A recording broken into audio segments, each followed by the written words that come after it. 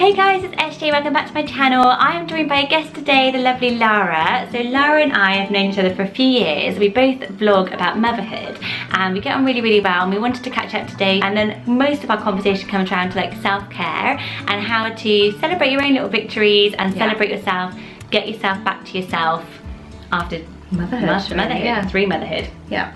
And this is a big focus on Lara's channel. So Lara's done an amazing Minimalism for Hoarders series, which makes me feel better just watching it and not doing any decluttering. Yeah. She also has great fashion. She's modelling one of my, it's not actually mine. We need a hashtag, SJ made me yeah, it's just that one green platey that everyone's got now.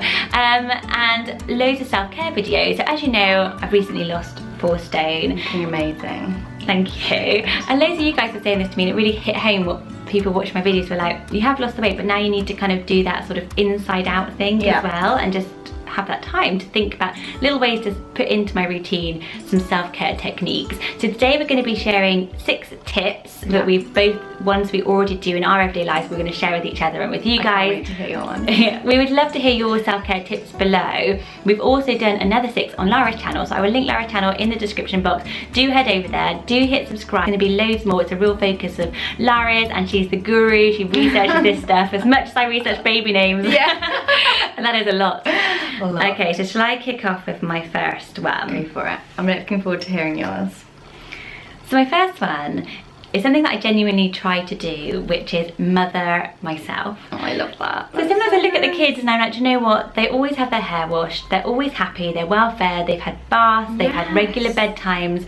If anything is wrong with them, they're at the doctor's. There is not one rash that goes without treatment, whereas it comes to me and sometimes I feel like I'm hobbling around behind them with like ailments I never would go to the doctor. I'm like, oh, I'll sort myself out. Or little things like you've never even given yourself a drink or sat down and like, you know, cool down from the heat or something, which you'd never let the children not do. Never. So true. And I'm like, do you know what? I need to mother myself. Because sometimes I was like, I wish somebody were just following me around saying, put your hat on, put your lotion on, put this on, you're getting cold. You know, just literally mother yourself. Sit down and think, what would I do? Not what would my mum do. What would I do to look after my children? And put that attention back on yourself.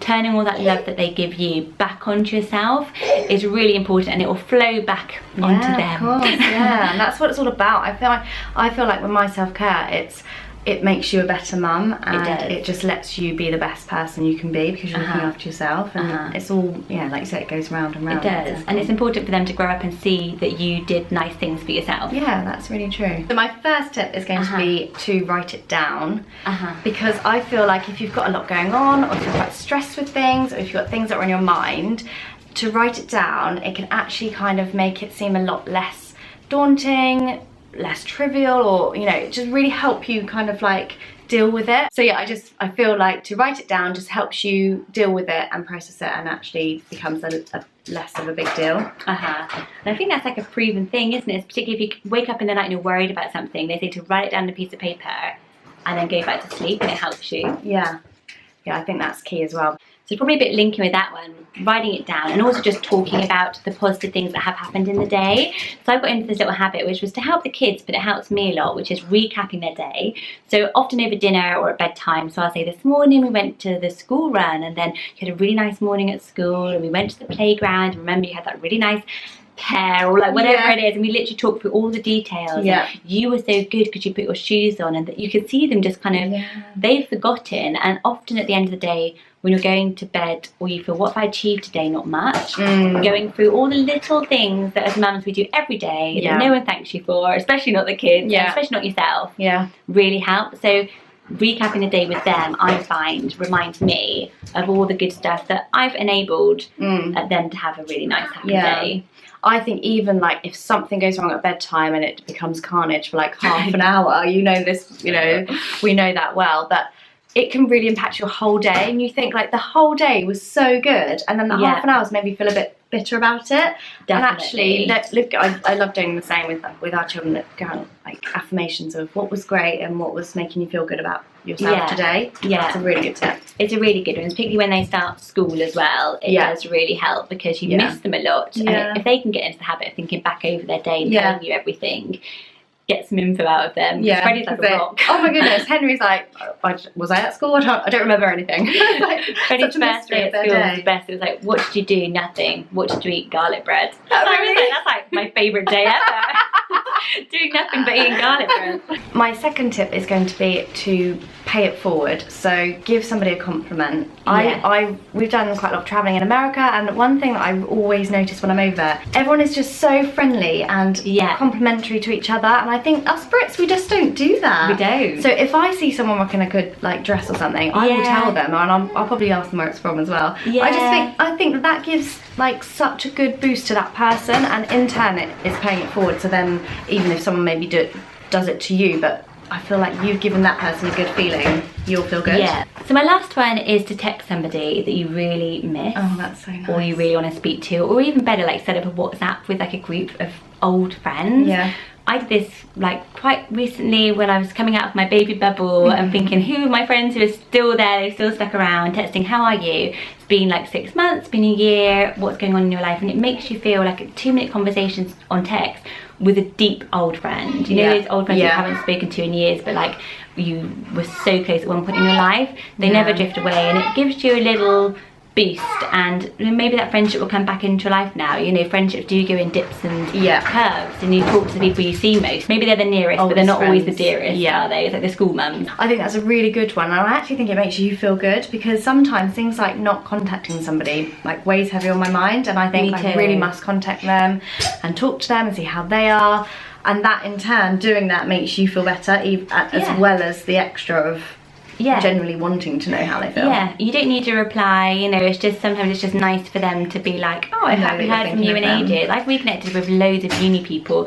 recently, just randomly, and it's just been so nice, picked up where we left off, and my brain space is a bit bigger, so I can have more of those extended friendships. My final tip is going to be to try and find a meditation app or a breathing app, and that might sound a little bit like woo, but I actually genuinely think it's so important to give yourself that headspace in the daytime or in the evening. And I sometimes struggle to go to sleep because often where I'm working really late, I've got all these ideas and emails and thoughts in my head, and I've got an app, I can't actually remember what it's called, I'll try and link it in the description, but it just gives you that like real headspace. And in fact, Headspace is an app that is good, and it just means that you can really kind of focus, bring your, focus on your breathing, think about yourself a bit more, and that just like gives my head like a really nice clear path to look after myself. Yeah, it's such a big trend, isn't it? I have dipped in and out of the apps.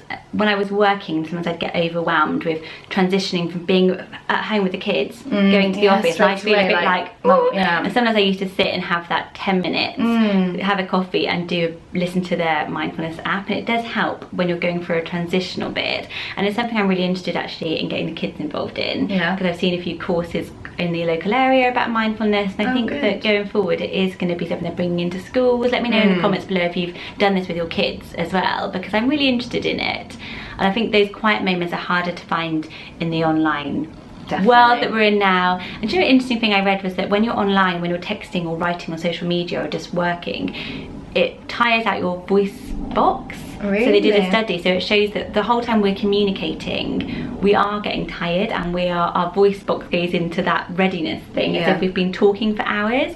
So all of that texting, writing is actually having a physical effect on us. It's really interesting. And I was like, God, that really makes me think about how switching off, because it doesn't feel like you're doing anything, because you're in a way you're thinking you're being quiet, but you are using all that communication things that go on inside your brain. So mindfulness is really important.